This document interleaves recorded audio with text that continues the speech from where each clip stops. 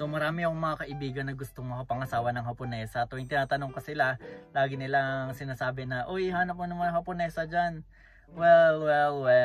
Alam niyo, nung unang dating ko rin dito sa Japan, nakaka-starstruck talaga yung mga Haponesa. Kapag nandun lang sa mga convenience store, sa supermarket, ang babait nila. Kung may pag-usap sila sa'yo, parang, alam mo yun, ang gagalang. Tapos, nagsusorry sila palagi, kahit hindi naman kailang mag-sorry.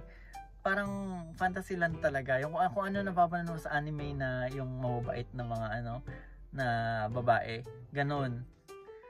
Pero nung tumatagal na ako sa Japan, medyo parang naiisip-isip ko na yung mga bagay-bagay. Napatanong ako sa sarili ko kung totoo ba talagang mababait yung mga Hapon? Yung mga lalaki, babae, mababait ba talaga sila in general? So natanong nyo na ba yun? Kasi parang pag pupunta kang Japan, ay mababait tao dyan, magagalang tao dyan, tsaka masunurin sila, lagi silang nagtatapon sa tamang tapunan. Mababait nga ba talaga sila? So alamin natin yan ngayong araw. So sa kultura ng mga Hapon, may dalawang bagay, yung tinatawag na tatemae, tsaka honne. So tatemae muna yung pag-usapan natin.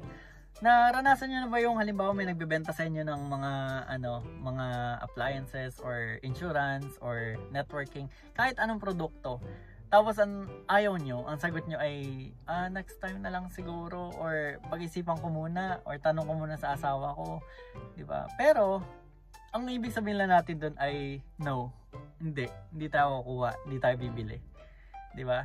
Parang ayaw natin sabihin directly.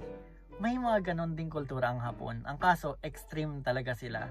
So pag-usapan muna natin tong tatemae. So yung tatemae, yun yung maskara na sinusuot ng mga Hapon. Yun yung mga pang game face nila. So kapag pupunta ka sa convenience store, grocery store, laging ang babait nila. Laging lang sasabihin, welcome, pasok kayo rito, salamat sa pagpunta, balik po kayo. Ganon in Japanese syempre. Ang babait nila, di ba? Hindi lang sa mga trabahador yun, sa mga magiging friends mo sa Japan, ganun sila. Dahil sa tatemae, na-maintain nila yung relationship nila, yung culture nila na peaceful at sumusunod sa mga rules, ganun. Dahil sa paggawa nila ng tatemae na yun. So, halimbawa, pupunta ka sa nakakita ka ng sa group chat nyo, high school friends, halimbawa, uy, kita tayo, excited na ako, tara, tapos swimming, di ba? Ayan, kanya-kanyang oo yan. Pero hindi ka naman talaga pupunta, di ba? Kasi parang ayaw mo naman talaga, or for some reason hindi ka nagiging direct to the point, di ba? Halimbawa, may yung messenger sa Facebook na may nag-post na kaibigan mo naman siya. Tapos, nag-post siya ng parang something na nakakatawa. Kaya lang, hindi ka naman natatawa, di ba? Pero, nag-react ka ng haha. Di ba yung reaction mo, haha, pero poker face ka lang, di ba? Tatemae yun. So, ginagawa natin yun para ma-maintain yung peace at yung balance ng natin, di ba? Parang, hindi ka maka-offend, ayaw mo ng conflict.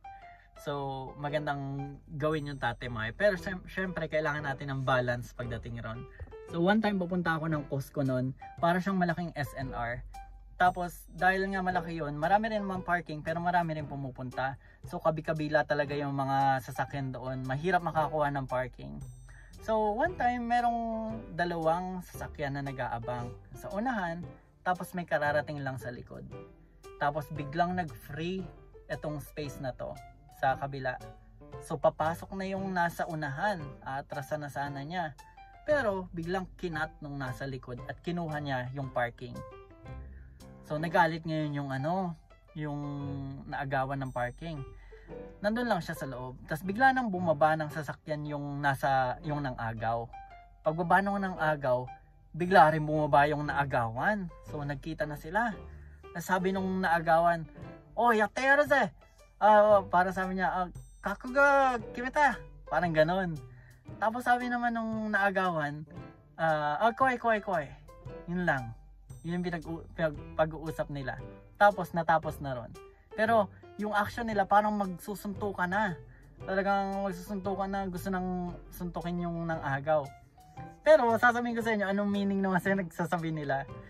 So, ang sinabi lang nung naagawan, 'di ba, galit na galit nga siya. Ang sinabi lang niya sa Tagalog ay, Ano, gawin na natin? Napag-isipan mo na ba talaga? Ganun lang gusto sabihin. Napag-isipan mo na ba talaga? Ano, gawin na natin? Ngayon, ang sagot naman nung naagawan, takot. Yun lang. Ganun yung pag-uusap ng suntukan nila. Kahit sa pag ganun, na agitated na sila, galit na talaga sila, magalang pa rin. I mean, hindi pa rin direct to the point. Ganun yung level ng tataymahin ng mga Hapon. So, mapapansin mo talaga na, kung sa atin, di ba? Parang, ano na yon, suntukan na agad yon, murahan na yon. Pero sa kanila, hindi sila ganun. So, talagang extreme yung level ng tataymahin nila. Although, sometimes, isipin mo parang maganda, pero parang, kailangan mo talaga ng balance doon eh. Pag-usapan naman natin yung honne. Ito naman yung pagtanggal nila ng maskara. Ito yung talagang totoong feeling nila. Kumaga sa atin yung pagiging taklesa o yung pagiging vocal. Halimbawa, ito hindi ko alam kung gagawin nyo to pero magiging ano na, tanggapin natin lahat. Hindi lahat ng baby cute, di ba? Pero, once na makakita ka ng hindi cute na baby, sasabihin mo ba? Malamang hindi, di ba? Pero kung gagamitin nila yung honne, sabihin mo, uy sis, hindi naman cute yung baby mo, ang pangit naman ng baby mo, mukhang tiyanak. Ba't ganyan, di ba? Ba't ang laki ng ano, parang ganon, di ba? So, nile-level lang din nyo ron. Pero, once naman naggumamit talaga ng honne ang mga Hapon, talagang grabe naman, di ba? Pero, tayo rin naman eh. Di ba minsan nagiging vocal din tayo, sinasabi rin natin, nararamdaman natin. Minsan maganda rin yun. Halimbawa ay, alam niyo yung may nag-post, no? Talagang sa Facebook, nagbabagang balita, si ganito, pumanaw na. Tapos, ano, nakalagay dun sa baba. Ito ang, i-click ang link para sa full video, di ba? Yung clinic mo naman kasi chismosa ka, di ba? Martes ka na. Yung pag-click mo nun, napunta ka ngayon dun sa Shopee, di ba? Sa Lazada. Yun daw yung full link. So, kung ma-practice mo yung honne ron, ano gagawin mo?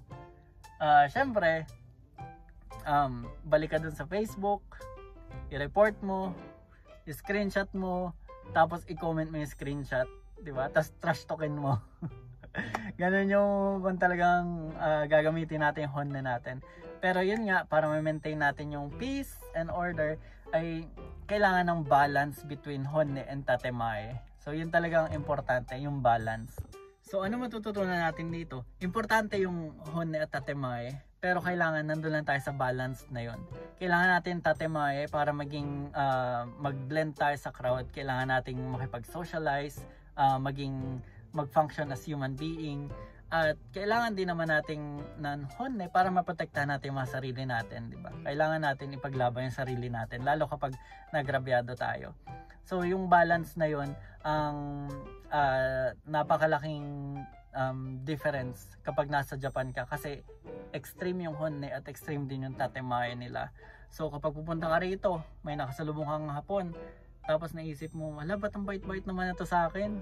Ayoko maging friend to, baka mangungutang, di ba? Or baka naman, ba't ang bait na to sa akin? Siguro may gusto to sa akin, di ba? Kumaga, baka ma-misinterpret mo yung tatemae nila at yung honne nila. So, bantayan mo lang yung mga ganon, at para hindi ka ma-culture shock pag if ever na pupuntahan Japan or babakasyon ka ng Japan, hindi sila balanced sa ganon. Nasa extreme points lagi sila, extreme edges. So yun lang, sana may natutunan kayo sa video na to, at kung meron, i-like and subscribe nyo naman tong video ko, ang channel ko, at i-like nyo na rin yun sa asawa ko. Yan, Japan. Yun lang, peace out, bye bye.